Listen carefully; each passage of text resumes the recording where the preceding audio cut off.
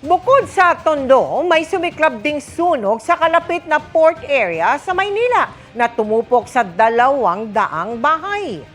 Pahirapan na nga ang pag-apula sa apoy, may nanalisi pa umano sa mga nasunugan. Nakatutok si Jomer Apresto. Ganito na kalaking apoy ang inabutan ng mga bumbero sa bahaging ito ng port area sa Maynila pasado alas 12 ng hating gabi kanina. Dahil pawang gawa sa light material sa mga bahay, mabilis na kumalat ang apoy hanggang sa inakyat na ang alarma sa Task Force Alpha.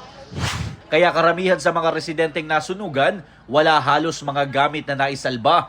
Tulad ng 45 years old na si Riza na natutulog na noong mga oras na magsimula ang sunog. Sa kwento niya, wala silang supply ng kuryente mula pa alas 2 ng hapon kahapon. Kababalik lang daw ng kuryente nila ilang minuto bago magsimula ang sunog. Tapos bigla-bigla na lang po na nagsigawan na sila na may sunog na daw. Kaya ni gamit, wala po kaming naisalbang gamit. Sobra po, bigla-bigla lang po. Paglabas po, grabe na yung init, kaya takbuhan kami. Kasama niyang lumikas ang ilang kaanak na nakikitira muna sa kanya at papunta na ng Saudi Arabia sa katapusan ng Abril. Maswerte raw at walang mahalagang dokumento nila ang nasunog. Ang 18 years old naman na si Lane, nakatambay pa sa kanto. Nagulat na lamang siya nang biglang malaki na ang apoy. Malaki, parang imperno. Yung tabi-tabi ng bahay, doon daw nagsimula yung sunog, tapos lumaki. Pero habang ang karamihan ay abala sa paglikas, ang lalaking ito naman sumasalisi raw sa mga bahay na walang tao ayon sa mga pulis na humuli sa kanya. Huwag kang magbibidyo. Tumulong lang po.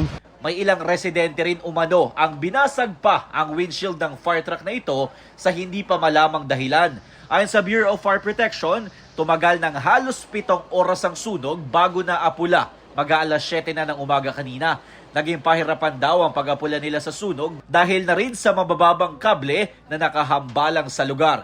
Gayun din ang kakulangan ng supply ng tubig kahit pa maraming bumbero ang rumesponde. Kaya ang ilang bumbero kumuha na ng supply ng tubig mula sa mga tubo sa lugar. Sa pagtaya ng BFP, aabot sa 200 bahay ang tinupok ng apoy. Hirap po na i-control yung mga tao. At the same time, yung mga alis po natin, yung daanan po ng mga host is sobrang sisikip din po. 300 families po ang affected. More or less, 1,000 individuals din po. Sa kabila nito, wala namang napaulat na nasaktan o namatay sa nangyari. Patuloy pa na inaalam kung magkano halaga ng pinsala sa ari-arian at kung ano ang pinagmulan ng apoy. Para sa GMA Integrated News, Jomer Apresto, nakatutok 24 oras.